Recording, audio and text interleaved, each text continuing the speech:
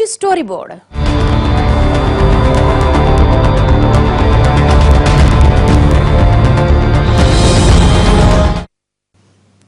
తుపాకీ కన్నా బలమైన ఆయుధాన్ని చేపట్టాడతడు.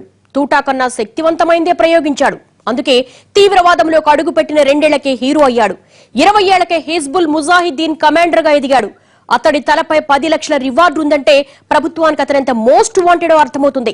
అతని అంతిమయాత్రకు 1,00,000 మందికి పైగా యువత వచ్చారంటే కాశ్మీరీ యూత్ కు అతను ఇంకెంత మోస్ట్ వాంటెడో అన్నది అద్దం పడుతోంది.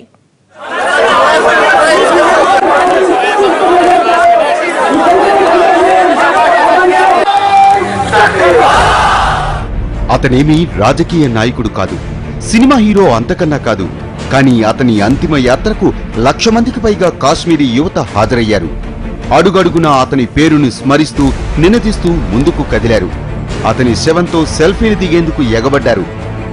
ఎంతలా అంటే వాళ్ల సెల్ఫీల తాకిడి తట్టుకోలేక ఏకంగా ఆ ఏరియాలో ఇంటర్నెట్ సర్వీసులు తాత్కాలికంగా నిలిపేసేంత అంతలా పిచ్చి పెట్టేలా యూత్ ని ఆకర్షించిన అతని వయస్సు కేవలం 25 ఏళ్లు. ఇంకా చెప్పాలంటే ఆ కుర్రాడు హెడ్ మాస్టర్ కొడుకు, ఓ విద్యావంతుల కుటుంబంలో అల్లారు ముద్దుగా పెరిగిన చిన్న కొడుకు. కానీ ఇప్పుడు ఆ కుర్రాడే బ్రేకింగ్ న్యూస్ గా మారాడు. 3 రోజులుగా కాశ్మీర్ అల్లకల్లోలంగా మారిందంటే కారణం ఈ యువకుడి మరణం. బుర్హాన్ ముజఫర్ వానీ.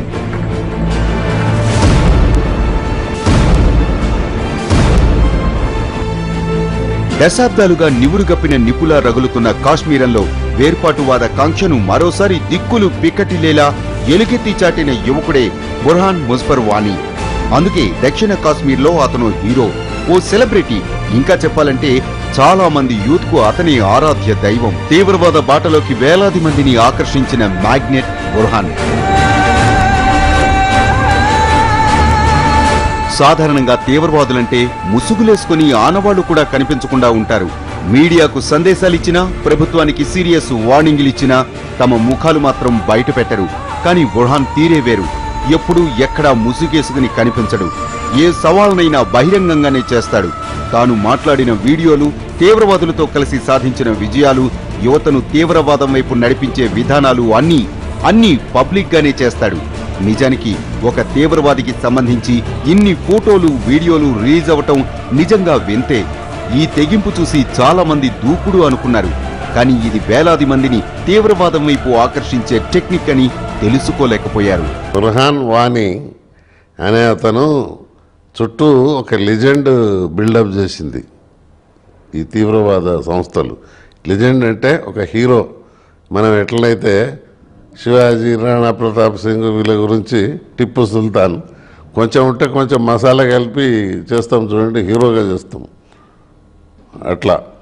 అట్లా ఇతను 14వ ఏటనే బ్రిలియంట్ స్టూడెంటు, స్కూల్లో ప్రైజులు కొట్టేసేవాడు. లేకపోతే ఆయన పెద్ద వాళ్ళ నాయన ధనవంతుడు, అయినా కూడా తీవ్రవాదం వైపు మొగ్గాడు అని బిల్డప్ చేస్తే ఎట్లుంటుంది? మీకేం రోగం, మీరేమన్నా? వాణియే పోయిండు బుర్హాన్ వానీ. వాళ్ళ నాయన పెద్ద కోటేశ్వరుడు, అయినా తుపాకి పట్టుకొని ప్రాణాలొడ్డి మన కాశ్మీరు స్వాతంత్రం కోసం పోరాడుతుంటే, ఓ చవటల్లారా మీరెందుకు ఇండలో కూర్చున్నారు, మీకేం పుట్టింది అని అట్లా లేపుతారన్నట్టు.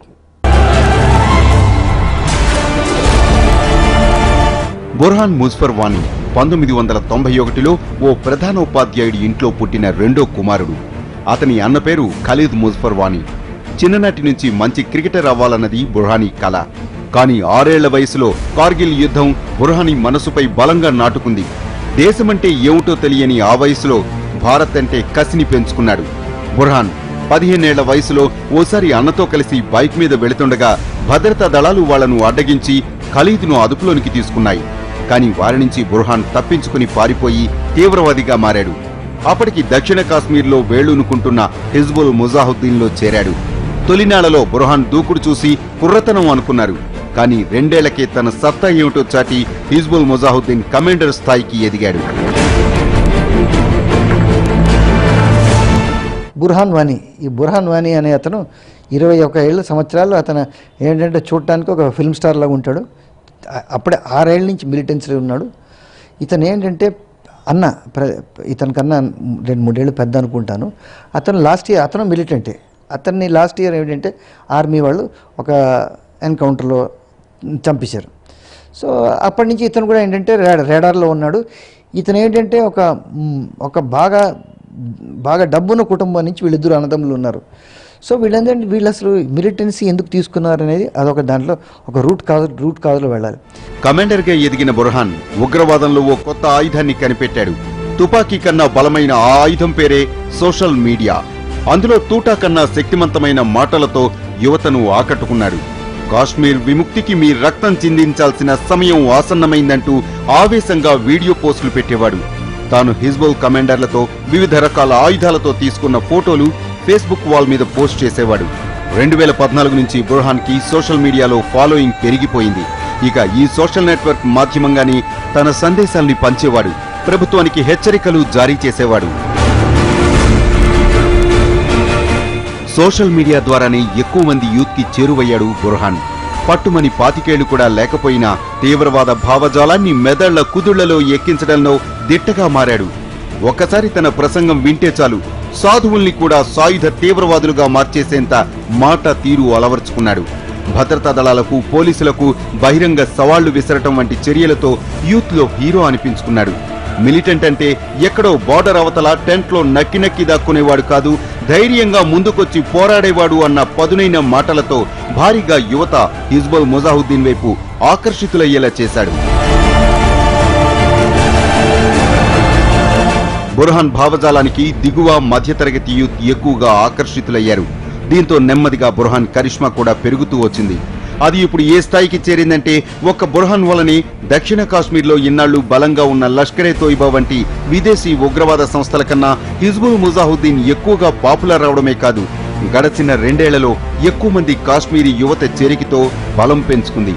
ఎక్కువ మంది కాశ్మీరీ ప్రజల సానుభూతిని దక్కించుకుంది.